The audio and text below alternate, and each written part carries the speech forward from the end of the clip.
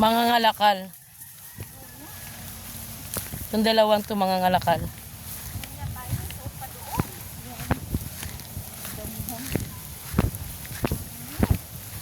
Tunyag to oh. Hindi ba pwede yan?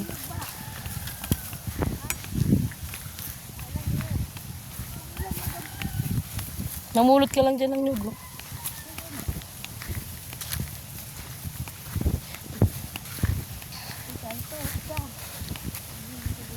Saan? Wala man laman yan eh. Yung sa dulo, walang laman yan. Yan, meron. Yan. Halugin mo da. Ano na siya? Patubo na. Patubo na yan. May sibol na te.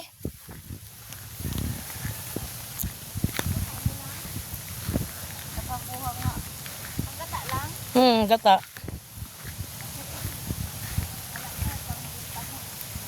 Hindi.